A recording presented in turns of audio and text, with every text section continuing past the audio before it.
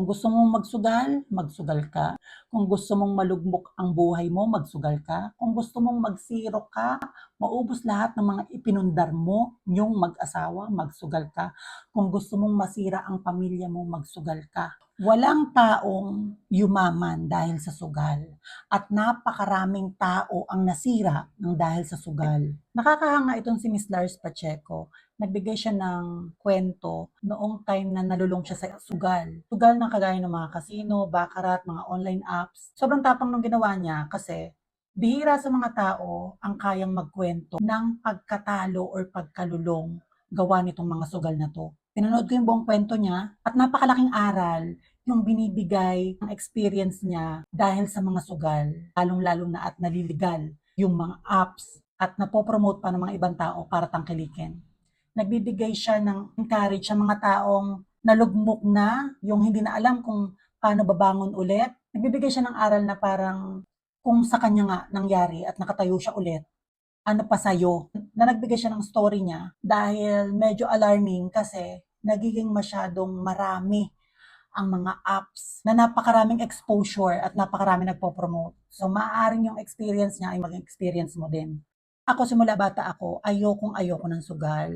Meron akong mga experience sa sugal. Katulad ng mga pusoy-way. Marami sa inyo nagpo-pusoy-way. Mga lima-lima, sampu-sampu, yan. May experience kayo ng mga kabataan days ko. Kami mga friend ko, mga keki. Dahil kami nagaganyan, pampatay oras, anti-bagot. And then nagkakaedad tayo.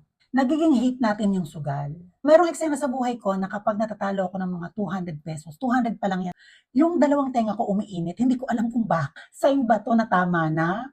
Or ma-high blood na ako. Parang hindi ko siya matanggap, ganun kahalaga sa akin ng pera, na alam kong talo na ako, na hopeless ka na, kaya yung tenga ko umiinit ng sobra. Sign na sa akin yun na stop na. At sa 200 pesos na talo, since hindi ka pa umistop, kapag tumaas pa yon na magsabi natin mga 500 pesos, hindi na ako mapakali, sobrang stress na ako. Sobrang iba na yung pakiramdam na feeling ko magkakasakit na talaga. Lalagnatin na talaga ako sa halagang 500 pesos. Hindi nakasanayan natin yan habang tumatanda tayo.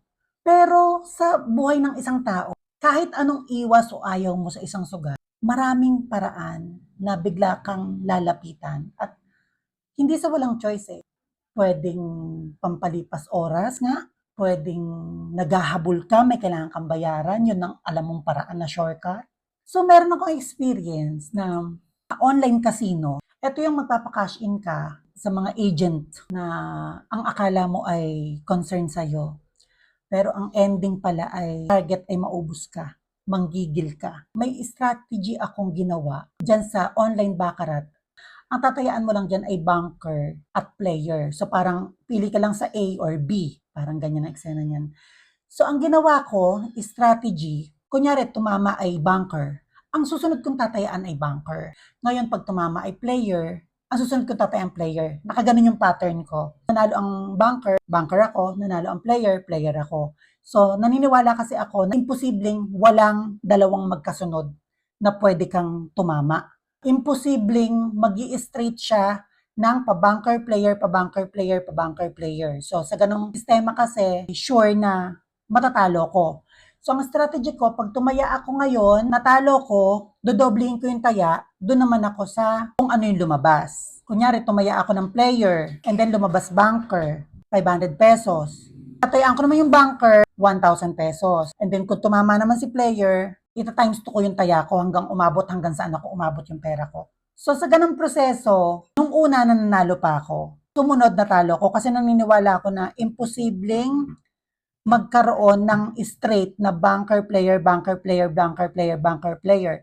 So ibig sabihin 1,000, 2,000, 4,000, 8,000, 16,000, 32,000. Ang puhunan ko lang nun ay nasa 20,000. Yung 20,000 na yun, naubos ng mabilis. Nandun pa rin ako sa eksenang imposible siyang mag-straight na opposite ng lalabas. So, sa tuwing mananalo ko, magbaback to zero ko, na ganun ulit ang proseso. So, mababa lang ang premyo pero sure win ka.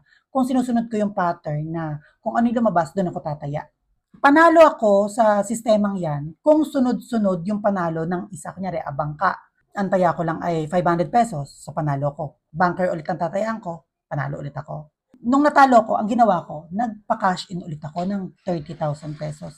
Yung 30,000 pesos na yan, hindi ko alam kung naaral ba ng system yung ginagawa ko. At naniniwala kasi ako nung time na yon na hindi siya nakaprogram ang online casino. So, imposibleng kahit maaral yung galaw mo, since hindi naman siya program, malaki yung chance na manalo ko.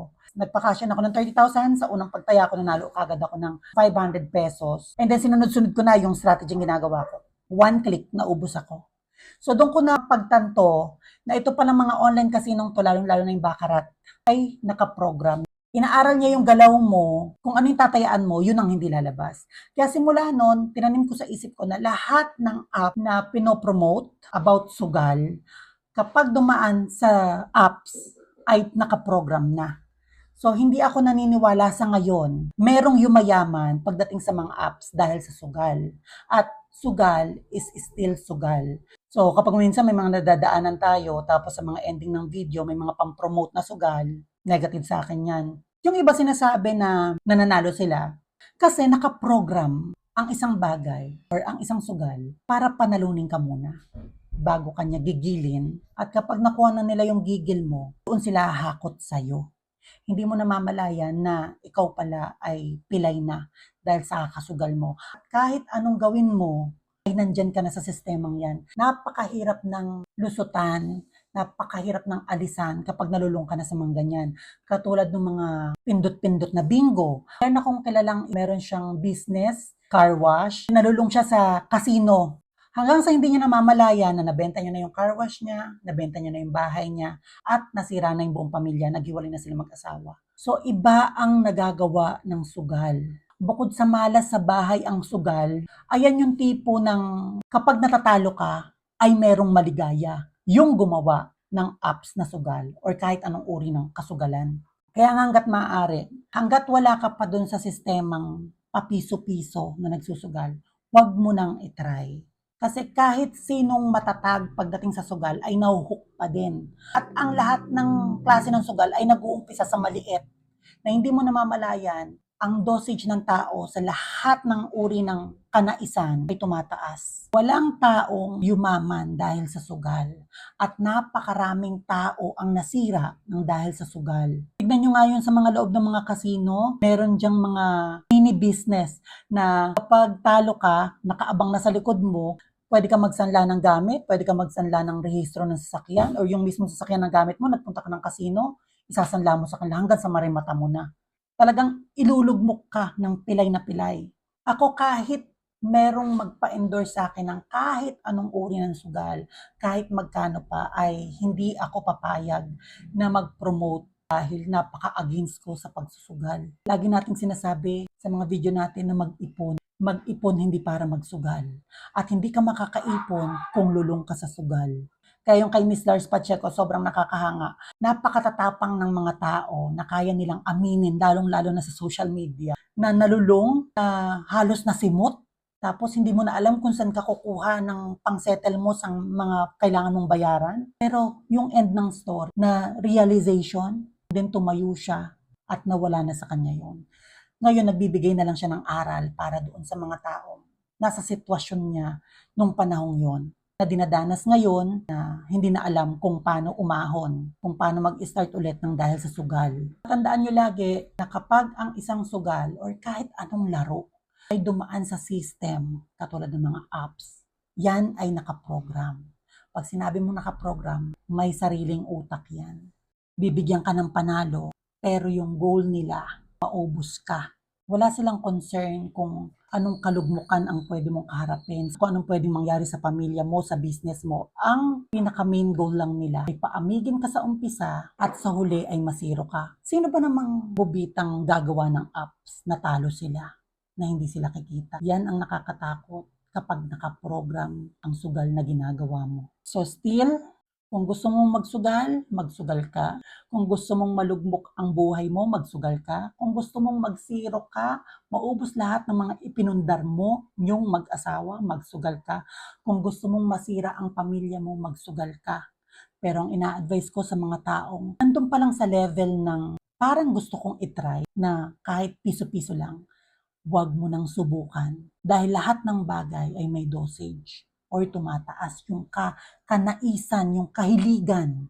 Kapag tumaas yung level na yun at napakakonting tao lang ang may tinatawag na disiplina sa sarili, panigurado, hindi mo namamalayan, lugmok ka na at hindi mo alam kung paano ka mag-i-start. Nasira na rin yung buong pangalan mo sa lahat ng kakilala mo. Sa paulit-ulit na pagtulong sa'yo at pag-intindi sa'yo, ibinuhos mo lang lahat ng pagmamahal nila sa pagsusugal.